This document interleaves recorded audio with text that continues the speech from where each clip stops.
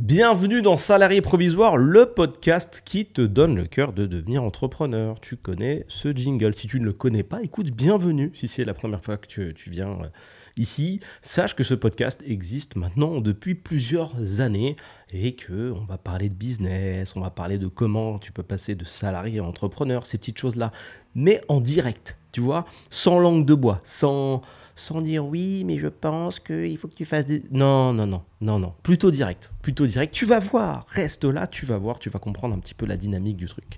Pour ceux qui sont des habitués, merci, je vous le dis souvent à la fin de podcast, là je vais le faire au début, sachez qu'également j'ai la jambe tendue, alors que si vous aviez un plan global de la manière dont je suis en train de tourner, je pense que vous rigoleriez bien fort, parce que j'ai une dégaine qui est assez incroyable, vraiment c'est la détente totale, hein.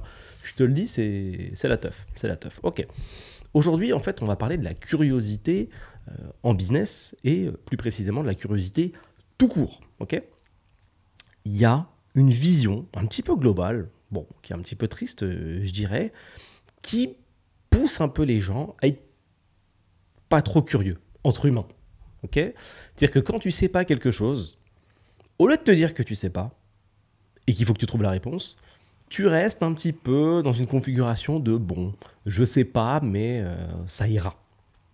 Et quand tu fais ça trop longtemps dans ta vie, il y a plein de trucs que tu sais pas, tu cherches jamais de réponse. Les années passent, tu n'as toujours pas la réponse. Pour toi, c'est ok, t'es passé à autre chose, t'en as pas besoin dans ta vie, mais en fait, ce que tu fais là, depuis ces mois, enfin ces semaines, ces mois, ces années, c'est de passer à côté d'opportunités de connexion. Je m'explique. Plus tu sais de choses, mieux tu comprends ce qui t'entoure, plus tu es à même de faire des connexions. Ok ? Je vais tenter de te donner un exemple comme ça, on the go. Admettons que tu n'aies aucune idée de comment fonctionne un restaurant. Ok ? Tu rentres dans le restaurant et pour toi, c'est un peu une boîte magique. Hein, c'est un endroit un peu... on ne sait pas trop. On rentre, il y a des menus, on dit ce qu'on veut manger, on commande, la nourriture arrive. Tu ne sais pas du tout comment ça fonctionne. Tu ne t'intéresses pas au système. Bon, pendant des années, c'est ok, t'avances. Le truc, c'est que la réalité des choses, la réalité de tout ça, c'est peut-être que tu es en train de manger une nourriture qui n'est pas si fraîche que ça. Peut-être qu'au contraire, tu manges une nourriture de chef.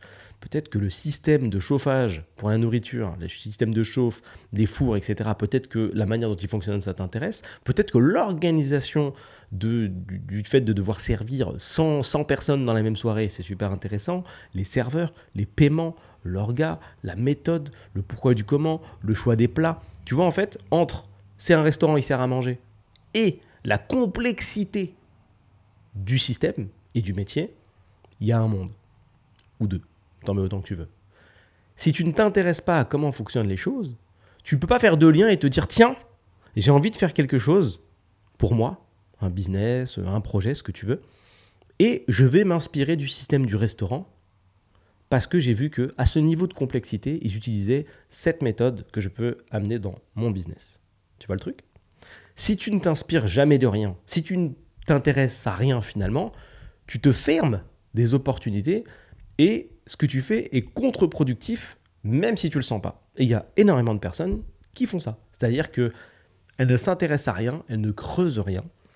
Et quand elles arrivent à 30 ans, 32 ans, 33 ans, 35 ans, ça devient un peu des âmes en peine parce qu'elles savent rien faire, elles sont intéressées à rien d'exceptionnel, pas de passion, pas de spécialisation, pas de focus, pas de pensée spécifique, détaillée, pas de moyens. C'est compliqué. Ça en fait des personnes compliquées. Et forcément, quand elles se réveillent à 35 piges et qu'elles se disent « Oh là là, j'aimerais trop faire un business », il faut tout apprendre. Il faut retourner en arrière dans ta curiosité, te rappeler de ce qui s'est passé, réapprendre. Mais comment tu gères en fait ? Tu es obligé de partir de là où tu es. C'est difficile de retourner dans le passé. Donc tu fais avec ce que tu as. Et souvent, tu pars de super loin. Donc on peut dire que manquer de curiosité fait entrave à ta réussite en fait. C'est pas forcément quelque chose de très visible, mais c'est quelque chose que tu sens. Tu vois, au fil du temps, un peu comme si tu investissais de l'argent au fur et à mesure. Tu sais, pendant 30 ans, tu mets 10 € dans une boîte. Au bout de 30 ans, ça fait beaucoup d'argent. Tu le sens pas au jour le jour. Mais à la fin, c'est pas mal. Là, c'est la même chose, mais dans l'autre sens. C'est comme si tu prenais 10 balles et que tu les jetais par la fenêtre tous les jours. Tu vois, au bout d'un moment, 30 ans plus tard, sur ton compte bancaire, ça fait une énorme différence. Tu dis, tiens, il est où ce trou de 30 000 euros? Je n'ai pas compris. Ah oui, c'est embêtant. C'est très, très embêtant. Tu dois absolument être curieux. Mais je vais essayer de te donner un maximum d'exemples pour te transmettre cette culture de la curiosité. Cette curiosité, enfin cette culture de la curiosité, elle est compliquée par les deux bouts. Parce que à la fois, il faut faire l'effort d'aller chercher le détail, et à la fois, il faut supporter les gens qui sont en face de toi, qui eux ne comprennent pas la culture de la curiosité. C'est-à-dire qu'aujourd'hui, enfin, je ne sais pas si c'était plus avant ou plus maintenant, mais trop poser de questions, c'est considéré comme la marque de quelqu'un, comme un signal de bêtise. Et je dirais même que poser une question, parfois, pour certaines personnes, c'est un signal de bêtise. Tu vois, quand tu demandes des trucs, tu dis, t'as envie de demander quelque chose, tu dis, ouais, mais si je demande, je vais passer pour un con. Grosse erreur. Grosse erreur. T'es vraiment con si tu ne demandes pas, en fait. Parce que tu as une interrogation, c'est-à-dire que ton cerveau fait l'effort de te dire, tiens, je t'ouvre mon tiroir à connaissances, est-ce que tu veux mettre quelque chose dedans? Tu dis, non, ferme, laisse tomber. C'est qui le con, du coup? C'est ton cerveau, c'est toi, c'est le gars qui ne veut pas te répondre? Tu choisis. Il faut absolument, c'est mon conseil, remplir tes petits tiroirs de connaissances. Ce qui est génial, c'est qu'au bout de plusieurs années, tu as une bibliothèque. Bon, c'est une bibliothèque un peu chelou parce qu'il y a des tiroirs, mais tu as une bibliothèque de connaissances qui est ouf et tu peux aller piocher librement. Hop, un petit peu du système du restaurant. Hop, un petit peu du système du e-commerce. Hop, là, j'ai fait un stage dans n'importe quelle boîte juste pour apprendre. Et le gars de la compta qui était là depuis 2 mois est venu avec une technique spéciale. Hop, je la récupère et je m'en sers. Et quand tu mélanges tout ça, tu as plus de chances de réussir. J'ai dit que j'allais te donner quelques exemples, des choses qui, moi, ont fait changer ma vie. Un que je répète souvent en perso, c'est l'exemple de la photographie. Moi, j'ai rapidement été passionné par la photographie, parce que j'étais d'un naturel assez timide. Et cette photographie et cette timidité m'ont amené, mine de rien, à en fait poser des questions. Parce que je me suis retrouvé bloqué. C'est-à-dire que timide, j'osais pas trop parler aux gens, et en même temps, je voulais faire de bonnes photos. Et je voyais des photographes agir autour de moi, dans des galas de boxe, dans des événements, etc. Et j'ai dû prendre mon courage à deux mains et tout simplement leur poser des questions. Et quand j'ai compris la récompense, le fruit que produisait le fait de poser une question ou des questions, ça a fait changer ma vie puisque c'est devenu un leitmotiv, c'est devenu une manière de vivre. À partir de ce moment-là, où j'ai posé cette question à ce gars-là qui s'appelait Greg et qui m'a répondu, c'était le meilleur photographe du game à l'époque, dans la thématique qui m'intéressait, je dis waouh, mais il m'a juste répondu en fait. C'est-à-dire que là, je viens d'avoir une formation en photographie, entre guillemets, en 15-20 minutes, il a détaillé, ça lui a fait plaisir, et je suis plus fort qu'il y a 15-20 minutes. Quel a été le prix à payer? Poser une question. Est-ce que je suis passé pour un con? Non, pas du tout. Je ne suis pas du tout passé pour un con. J'ai juste posé une question et je suis passé au-dessus de cette vision psychologique de je vais passer pour un con. J'ai posé ma question, il m'a répondu, c'était génial. J'ai répété le modèle 1 million de fois. Ce qui était très drôle, c'est que j'étais estampillé après plus tard dans ma vie comme le mec qui pose des questions. Tu en dis, lui, attention, il va te demander des trucs. Et en fait, tu te rends compte que les gens qui te disent ça, et les gens qui ont cette philosophie-là, c'est eux les teubés. Parce que eux se limitent, croyant qu'ils n'ont pas besoin de poser des questions, eux se limitent et n'abondent pas leur fameux tiroir à connaissances. Ce qui fait que quand on s'est recroisé 10 ans plus tard avec certaines de ces personnes-là, on n'était pas dans le même monde, je te le dis. Parce que 10 ans de questions, 10 ans de connaissances, 10 ans de travail sur soi-même, parce que ça t'amène toute une philosophie, une manière d'être, versus 10 ans de « moi je pose pas trop de questions, je suis trop fort », c'est compliqué. Et ce qui m'a beaucoup fait rire, c'est que tant d'années plus tard, c'est finalement eux qui sont venus me poser des questions et dire « mais comment t'as fait en fait ?» J'ai fait en posant des questions, mec. Voilà, Jean-Louis le con, poseur de questions. Donc n'aie pas peur de demander, c'est hyper puissant. Vraiment, la questionnite, elle est hyper puissante. Je fais juste un petit test de lumière. Ah, je pense que ma lumière est un peu basse. Est-ce que je la règle en pleine vidéo? Est-ce que tu penses que je vais oser faire ça? Oui. Et je vais même continuer le podcast. Tu vas voir, ça va être assez dingue. Si tu n'es qu'en audio, tu n'entendras rien. Donc, j'ai re-rencontré ces gens-là. C'était une vanne, hein. Bien sûr, tu vas entendre parce que je me suis approché du micro. On est bon. J'ai re-rencontré ces gens-là. C'était marrant. Il y en a même qui sont devenus clients en fait. En plus, ça c'est plutôt drôle, tu vois. C'est-à-dire que les gars veulent pas forcément te donner enfin, les gars te critiquent, entre guillemets, et sont pas forcément d'accord avec le mood, mais au final, ils deviennent clients parce que tu réponds à leurs questions. On revient sur mon magnifique schéma classique du temps, argent, connaissance. Soit tu dépenses de l'argent pour acquérir une connaissance, soit tu dépenses du temps pour acquérir une connaissance, soit tu n'as pas trop de solutions et tu dois donc payer, c'est ce qui s'est passé, pour acquérir une certaine connaissance que moi, j'ai mis du temps à acquérir avec le temps. Je me suis un petit peu loupé sur les trois. Fallait bien que ça arrive un jour, à force de le répéter. Mais je répète souvent qu'il y a un triptyque temps, argent, connaissance et que ces trois choses sont absolument liées.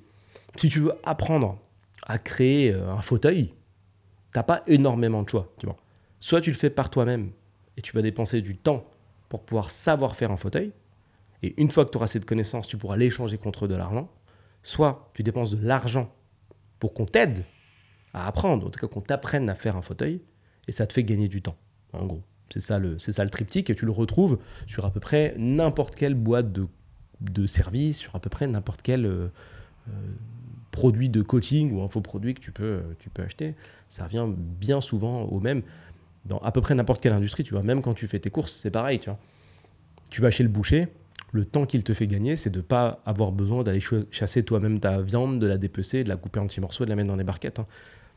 Donc il y a toujours cette notion de temps, argent, connaissance. Je ne sais pas forcément comment chasser, où chasser. Je n'ai pas envie d'utiliser du temps d'ailleurs ni pour apprendre à chasser, ni pour aller chasser. Je n'ai pas envie d'apprendre à dépecer, à découper. Et puis, pour tout ça, pour économiser une somme d'argent que j'estime OK à être dépensée là-dedans. Tu vois, tu retrouves ça à peu près à chaque fois. Tu peux tester avec différents business, tu verras. Ça marche aussi avec les restaurants, ça marche avec tout. Donc j'ai revu ces gars-là, j'ai continué à avancer, j'ai continué à poser des questions et j'ai testé mon modèle un petit peu plus loin après. C'est-à-dire que je me suis mis à poser des questions bien plus tard, enfin j'ai continué, mais à des gens qui étaient vraiment, vraiment plus loin que moi. Et là j'ai découvert un nouveau truc, c'est que les humains aiment beaucoup expliquer des trucs. Quand tu as une connaissance, qui est-ce qu'elle est ?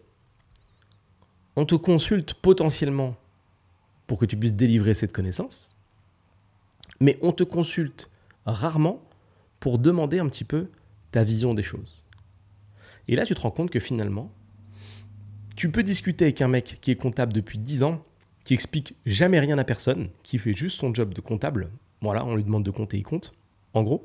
Et quand tu t'intéresses à lui, à sa vie et à sa vision de la comptabilité, il prend plaisir à t'expliquer une certaine philosophie, il prend plaisir à t'expliquer comment ça marche, les plus, les moins, les erreurs, les bonnes pratiques, etc. Et tu te rends compte qu'en fait, la majorité des gens sont des puits de connaissances dans lesquels tu peux venir agréablement tremper ton seau et boire de la bonne connaissance bien fraîche. Connaissance que tu ne peux pas négliger, elle est vraiment super importante. Donc pense-y maintenant quand tu fais une rencontre avec quelqu'un, où que ce soit, on te présente quelqu'un, on a une soirée ou autre, ne gâche pas ça en « Ouais, toi, tu fais quoi dans la vie ? Ah, tu fais ça ? Ah, ok, et tout. » Et après, tu passes à autre chose. Pose la question, intéresse-toi à la personne, envoie du love. Tu fais quoi dans la vie ? Tu fais ça. Ok, comment t'en es arrivé là ? Ben écoute, j'en suis arrivé là parce que j'ai fait telles études. Ok, c'est quoi le métier exactement ? Bah, le métier, il consiste à faire ça, ça et ça. Ok, mais dans le métier, fais ça, ça et ça. Toi, tu prends du plaisir ? Est-ce que tu sens que tu apportes une valeur particulière ? Comment tu vois les choses ? Plus tu poses de questions, plus les gens s'ouvrent et sont à même de te donner, en fait, imagine Indiana Jones, tu rentres dans la grotte comme ça, et tout au fond de la grotte, il y a le joyau. Et le joyau, c'est la connaissance. Plus tu creuses, plus tu montres de l'intérêt pour la personne, plus elle est à même de s'ouvrir à toi et de te donner, en fait, de la quintessence de connaissance, là, tout de suite, là où vous êtes. Et c'est hyper puissant, parce que c'est des choses que tu peux réutiliser pour toi, pour devenir toi, un humain plus complet. Et quand tu es un humain plus complet, tu réfléchis plus vite, tu fais des raccourcis, et tu as encore plus d'idées. Donc, finalement, tu as des prédispositions à lancer un business, un ou des business qui fonctionnent. Et moi, c'est comme ça que j'ai enchaîné les idées de business, tu vois. Si ça fait un certain temps que tu m'écoutes, tu sais que j'en ai lancé plus de 20 en commençant en 2012. Il n'y a pas beaucoup de personnes qui font ça, parce qu'il n'y a pas beaucoup de personnes qui s'intéressent aux gens comme moi. C'est ça la surprise. Pas qu'ils s'intéressent aux gens qui sont comme moi. Il n'y a pas beaucoup de personnes qui s'intéressent aux gens comme moi je le fais. Parce que si tu me demandes de résumer tous les liens, tout le réseau, toutes les questions que j'ai pu poser depuis 2012, il y en a beaucoup. Combien de fois j'ai pris le temps de m'asseoir à table avec quelqu'un juste pour échanger? Énormément de fois. Est-ce que j'ai beaucoup appris? Énormément. Je te raconte une anecdote qui est arrivée il n'y a pas si longtemps. J'ai lancé un système il n'y a pas longtemps, là, une idée comme ça, un concept, si tu préfères, qui consiste à aller interviewer des entrepreneurs. Jusque-là, rien d'exceptionnel, ok?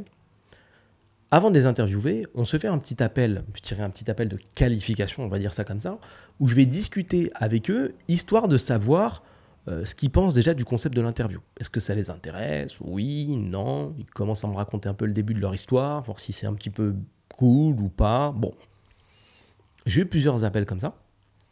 Je viens de démarrer ça il n'y a pas longtemps. Et premier appel, je tombe sur quelqu'un. Alors, il faut que je... En plus, c'est super récent, j'ai déjà oublié. C'est en fait, le deuxième appel m'a tellement marqué que le premier, je l'ai un peu zappé. C'est bon, je l'ai. Premier appel, je tombe sur un gars qui me raconte qu'il a une boîte de conseils.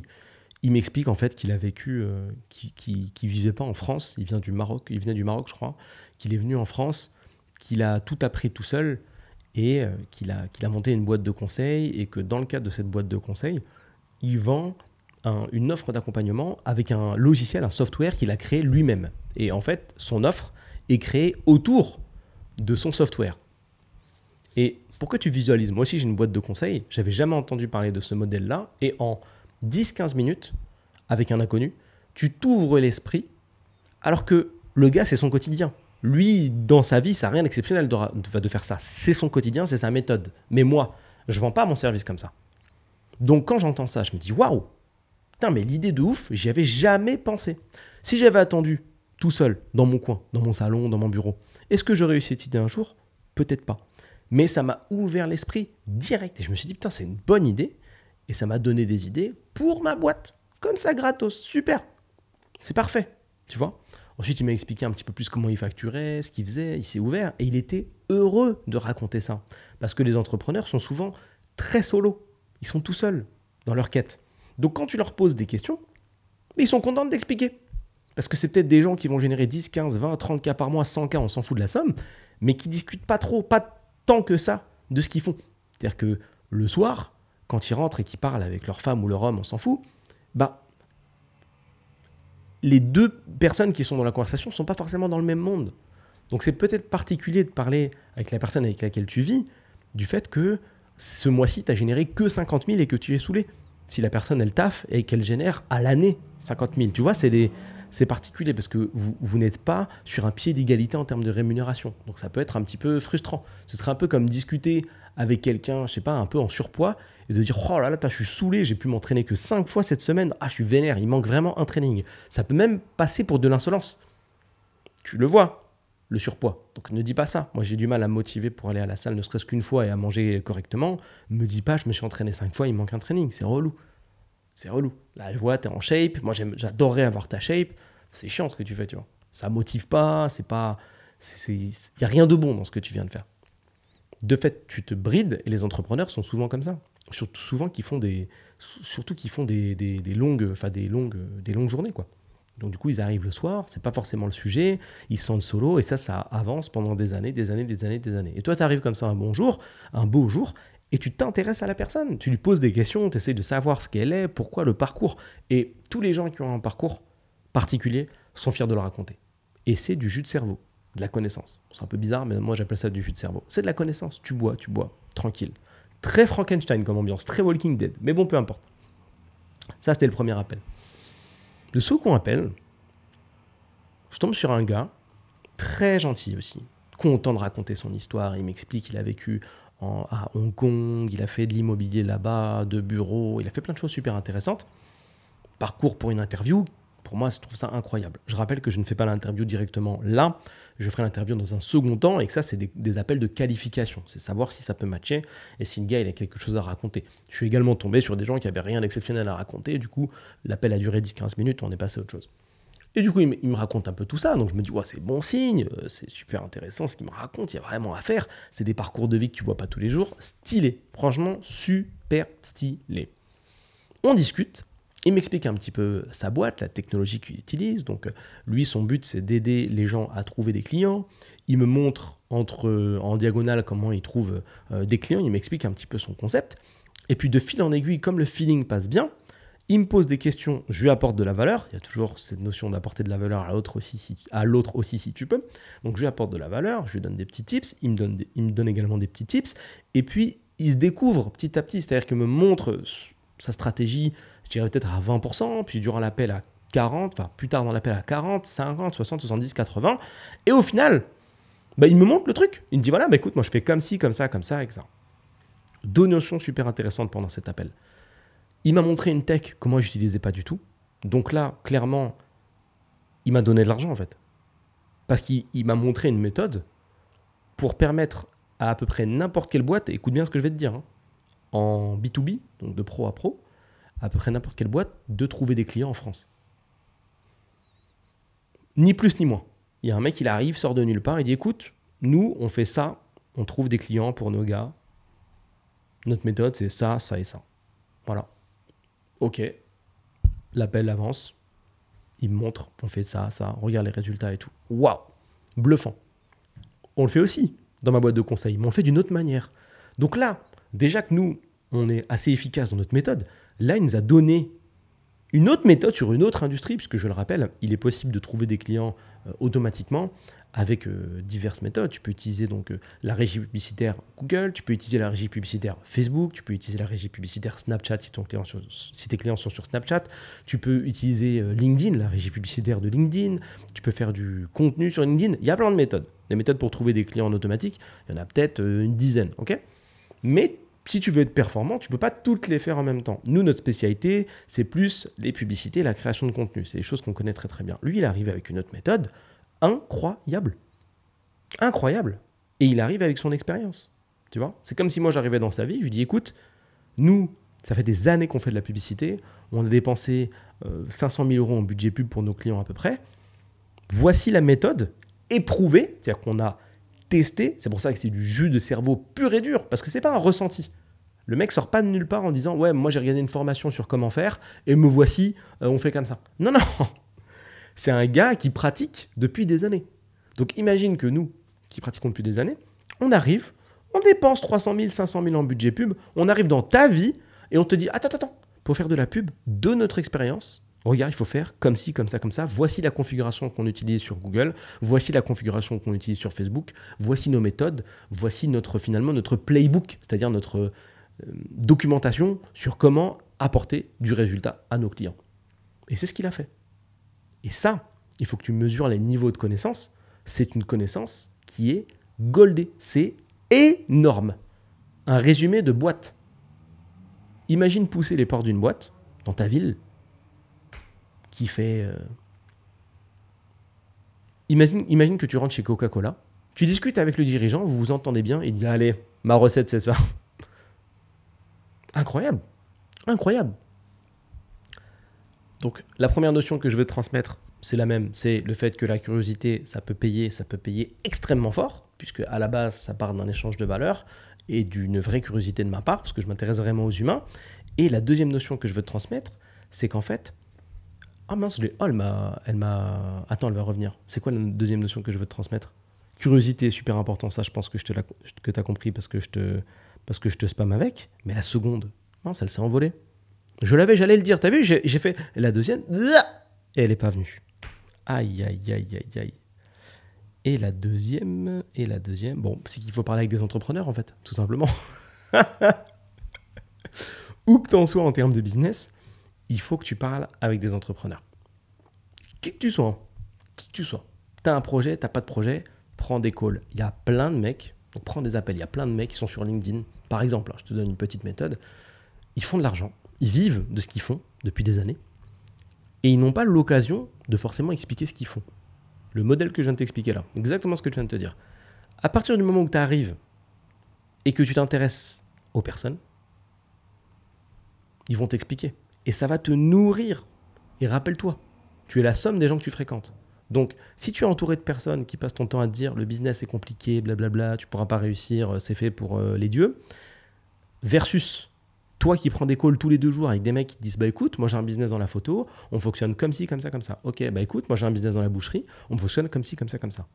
Tu prends de la connaissance, tu changes en fait petit à petit ton environnement, même si ces personnes ne sont pas forcément en fait tes potes ou tes proches, elles vont constituer, en tout cas pendant plusieurs semaines, si tu fais plein de calls, ton environnement.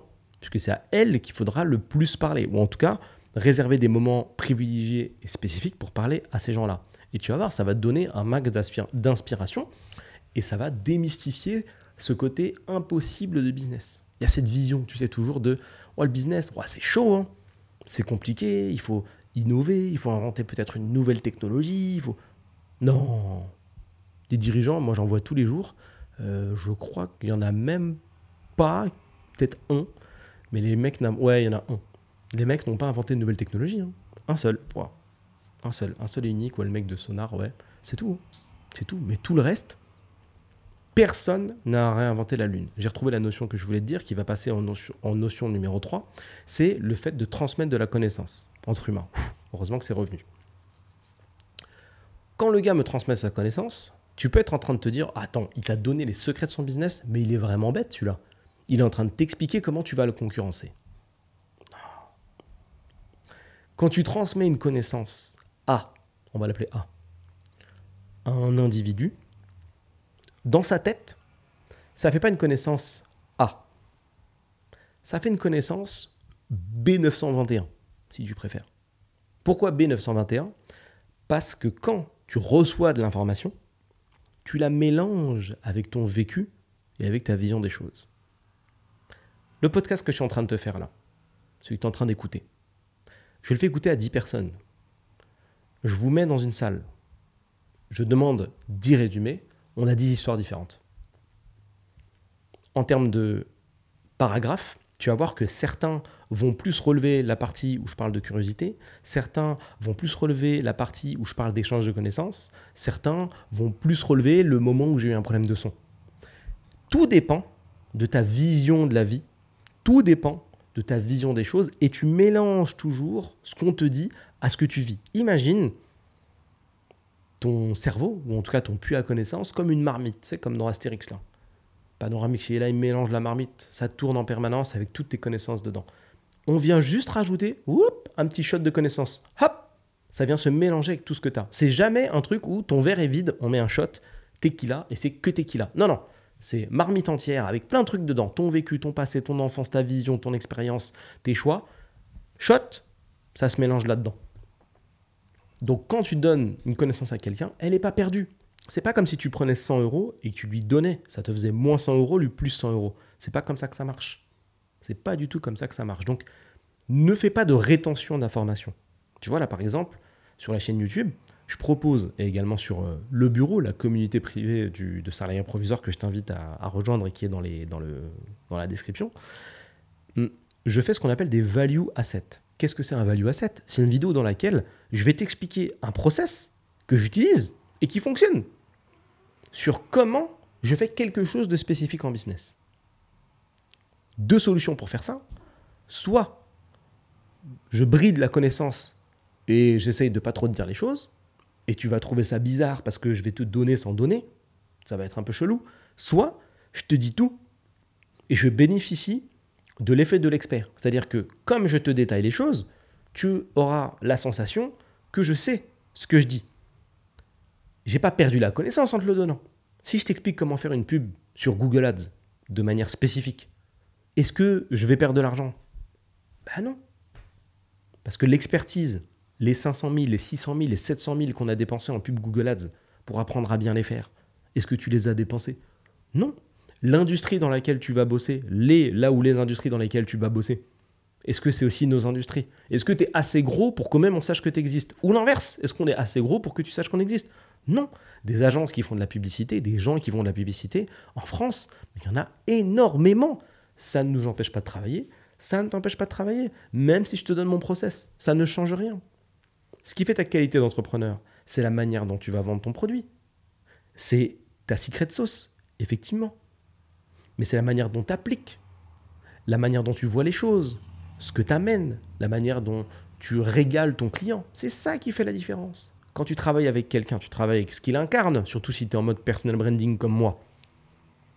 Là, par exemple, il y a des gens qui sont rentrés dans l'accompagnement, par où commencer? L'accompagnement qui est lié, encore une fois, à Salarié Provisoire, le podcast. C'est des gens qui veulent bosser avec moi pour ce que je suis, en grande partie, d'abord, avant les podcasts. Et ensuite, il y a l'expertise. Tu vois le truc? Si j'avais fait quelque chose peut-être sans caméra, ou sans me montrer, ou quelque chose de très impersonnel, de très écrit, de très froid, ça n'aurait pas eu le même succès, vu que là, ça s'est rempli instantanément d'un coup. Donc, n'aie jamais peur d'expliquer en fait comment tu fais les choses. Ne crois pas qu'on peut te voler ta connaissance. On peut pas.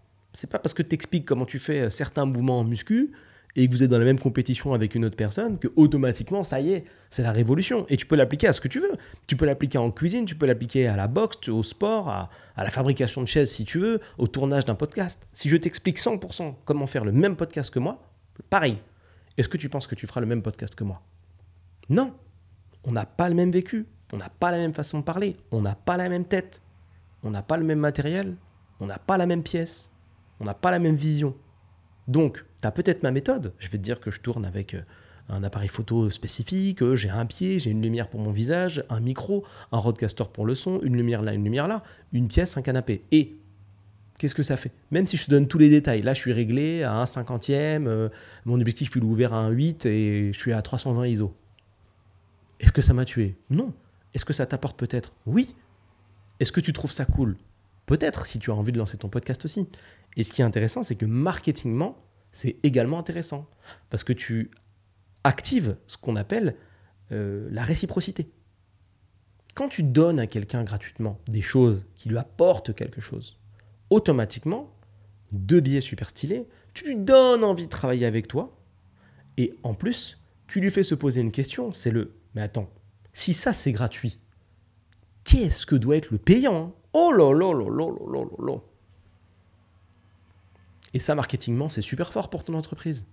Aujourd'hui, tu es dans une configuration où, si tu es assez curieux pour apprendre plein de connaissances, si tu es assez déterminé pour travailler et faire par exemple des vidéos, des value assets comme je fais, tu iras voir après sur la communauté Le Bureau, lien dans la description. Si tu t'embêtes à faire ça dans une industrie spécifique, expliquer comment tu fais les choses, c'est ce que tu vas renvoyer comme image. C'est waouh, c'est comme ça qu'il fait. Mais attends, mais je vais l'appliquer pour ma boîte. La personne l'applique pour sa boîte. Elle se rend compte que c'est pas si évident que ça et que c'est un métier. Donc tu gagnes du temps, tu n'es pas obligé de lui expliquer. Tu imagines un appel téléphonique, oui, mais c'est un métier. J'ai déjà entendu des gens se vendre comme ça. C'est très compliqué. Elle se fait elle-même une raison de bosser avec toi et tu n'as plus besoin de te battre. C'est-à-dire que même en termes de schéma de vente, c'est intéressant. Je te fais ça sans value asset. Admettons que quelqu'un te contacte, pas de podcast, pas de value asset, etc. Tu prends un call pour lui expliquer. Tu veux lui vendre une prestation de publicité Google. On va prendre ça, comme on en parle depuis tout à l'heure. T'appelles, tu lui expliques que la prestation Google, Google c'est bien, ça va lui permettre de trouver des clients, c'est super en automatique, etc. Elle va te demander, oui, mais tu viens d'où? Qu'est-ce que tu fais? Donne-moi des preuves, donne-moi des garanties. Elle va te demander la lune. Elle va même te demander, en fait, si tu lui proposes, elle l'acceptera, une preuve qu'avec sa boîte, ça va marcher. Ce qui est ouf de dire ça. C'est comme si tu allais au restaurant, tu veux prendre des tagliatelles, tu dis je les prends, mais par contre, je veux être sûr que c'est un goût que j'aime. Ok, donc servez, je goûte, si c'est le goût que j'aime, peut-être je paye. Qui fait ça? Personne fait ça. Mais si tu n'as pas de méthode d'acquisition et de stratégie comme ça, c'est ce qui risque de se passer. Ça m'est arrivé. Des mecs qui m'ont demandé des preuves, mais des trucs. Ah oui, t'as fait ça? Ok, d'accord. Bon, ok, c'est ça le prix. On va voir. Est-ce que tu peux me prouver que ça marche? La seule manière de te prouver que ça marche, c'est qu'on commence à bosser. Ok, est-ce que tu peux m'envoyer du coup des études de cas de gens avec lesquels tu as déjà fait ça? Bah oui, mais ils sont pas dans ton industrie. Ok, donc t'as jamais bossé avec des mecs qui créent des fauteuils? Je dis bah non, mais t'as pas besoin de bosser avec tous les mecs de toutes les industries du monde pour pouvoir faire des pubs efficaces. Ok, comment tu peux prouver que ça marche? Personne pas convaincu. Et au final, tu te retrouves avec une configuration type prostitution où tu vas dire à la personne non mais attends, je vais bosser gratuit, ok, et puis si tu es satisfait, tu pourras me payer. Voilà, ça c'est ce qui arrive souvent au début, tu fais n'importe quoi en termes de vente. Le chat risque de participer à ce podcast, parce qu'il a envie de dire des choses, je sens qu'il est motivé. Je sens qu'il est très très motivé. Désolé, faut faire avec, il y a le petit chat. Oh, il est bavard. Oh là là, il est bavard, je sens qu'il va être bavard. Bon, Tu te retrouves dans une configuration de type un peu prostitution, où soit tu vas te vendre gratos, soit tu vas te vendre pour pas cher. Et c'est pas bon. Parce que ce que tu proposes, ça a une valeur. Et on retombe sur ce que je t'ai dit juste avant. Ça a une valeur parce que tu as passé du temps pour acquérir une certaine connaissance qui est censée être échangée contre de l'argent. Donc, dans le cadre de cet échange téléphonique que tu as avec ton futur prospect, tu ne peux pas, en théorie, il y a des variables, proposer ou en tout cas accepter de travailler gratuitement. Puisque pour mettre en place une campagne Google notamment, il faut de l'expertise. Ce n'est pas quelque chose qui se fait comme ça en freestyle. Ok, on met ton argent en budget et hop, la magie, ça fonctionne. Non, pas du tout. Il faut une expertise, il faut une vision, il faut une manière de faire, il faut une configuration, il faut un recul. Qui va payer Qui paye pour l'expertise? Qui paye pour les 100 000 balles de pub que j'ai déjà dépensées? Tu vois, si tu en es à 100 000 euros dans ta vie, ou 10 000, ou 5 000, ou 1000, on s'en fout. Qui paye pour ça? Qui paye pour toutes ces pubs que tu as lancées? Qui paye pour cette expertise? Qui paye pour cette mise en place qui va te faire gagner du temps parce que tu ne sais pas le faire? Si jamais je n'ai pas dépensé d'argent, parce qu'il y a des gens qui vont dire ça. Oui, mais moi, je n'ai pas dépensé de budget, donc je ne suis pas à même de facturer. Oui, mais qui paye? Non, mais qui paye pour ton expertise, du coup? Le fait de savoir configurer et le temps que tu vas faire gagner. Et c'est comme ça qu'on facture avec quelqu'un. C'est parce que tu lui fais gagner du temps. Et c'est autour de ça que doit tourner la conversation. Il ne faut jamais aller dans la justification de oui, mais attends, c'est parce que rien du tout. Je te fais gagner du temps, tu recherches une expertise spécifique, je te fais gagner ce fameux temps et je te permets de bénéficier de l'expertise. Et c'est tout, c'est simple et efficace. Tout ça pour te dire, la boucle est un petit peu bouclée, que ça part de curiosité. La curiosité te permet d'alimenter également un discours. Quand tu es curieux, la communication, c'est une valse, tu vois. C'est une valse. Tu bouges, tu as des infos qui viennent de partout, tu vois, c'est ça. Moi, dans ma tête, ça fait comme ça. Il y a des infos qui viennent. Et d'ailleurs, je commence à le dire discrètement, mais il y a des gens qui l'ont découvert récemment et qui se sont dit « Ok, d'accord, tu sais que ce podcast n'est pas écrit. » C'est la démonstration de ce que je t'explique depuis 37 minutes 45. Curiosité, travail, détermination, c'est tout. Et peut-être que les podcasts que tu as écoutés avant, puisque j'en ai jamais écrit aucun, ne sont pas non plus écrits. Peut-être. Mais tout ça, c'est de la connaissance que j'ai pu récupérer grâce au training, grâce à l'entraînement, grâce aux boîtes que j'ai lancées et grâce à la curiosité. Et toutes les anecdotes que je peux te raconter, pareil, elles ne sont pas tombées du ciel. Si tu restes enfermé chez toi, que tu parles à personne, pas d'anecdote. Si tu lances pas de projet, pas d'anecdote. Donc, la phase curiosité chez toi doit être exacerbée. Vas-y, va. Tu as tous les outils pour réussir. Tu as tous les outils pour être l'humain le plus puissant dans ta dimension. Le but, c'est pas d'être le plus fort du monde, c'est d'être la meilleure version de toi-même. Okay, des outils que je vais te recommander très efficaces pour la curiosité, et tu vas voir, tu vas être choqué. Tu n'en as jamais entendu parler. YouTube, Google, ChatGPT. C'est tout. Tu as, alors là, j'ai pas mon téléphone pour te faire l'exemple, mais tu as le monde dans ta poche. Tu ne peux pas rester aujourd'hui avec un tiroir sans connaissance dedans. Pas possible. Je te demande pas de te renseigner sur l'actualité. Moi, je m'en fous de l'actualité, les informations, etc. Je sais que ça, les générations d'avant, elles aiment bien dire ça. Oui, tu dois te renseigner, savoir ce qui se passe dans le monde. On s'en fout de ce qui se passe dans le monde. On s'en fout. Désolé, je dis tout haut ce que les gens pensent tout bas, tu vois. C'est pas parce que tu regardes les informations que tu vas aider les gens qu'on voit mourir à la télé ou les guerres. Juste à regarder. Bombardement, pas bombardement hier, sans balance. La vérité, c'est ça. C'est que tant que ça tombe pas chez nous, on s'en fout un peu. Pas forcément cool à dire, mais totalement véridique, tu vois. Totalement véridique. Hélas, c'est comme ça. Concentre-toi sur ce que tu peux contrôler. Et ce que tu peux contrôler, c'est cette curiosité. Cultive. Tu m'en diras toi-même des nouvelles. Et ce qui est très drôle, c'est que je reçois des messages de gens, parce que j'ai déjà parlé de ce sujet-là par le passé, qui me disent merci à ce sujet. Donc, je vous en prie 1000 fois. Faites-vous plaisir.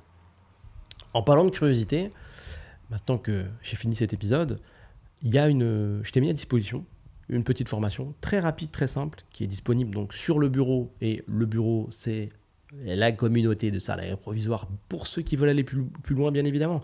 Si tu ne veux pas aller plus loin et que tu veux juste écouter les podcasts, fais-toi plaisir, je suis ravi que tu sois là. Pour les autres, Tu trouves le lien dans la description directement. Tu rejoins donc cet espace que j'ai appelé le bureau, parce que tu seras dans mon bureau. Je vais te montrer mes méthodes, mes techniques et cool, chose que je viens de lancer là.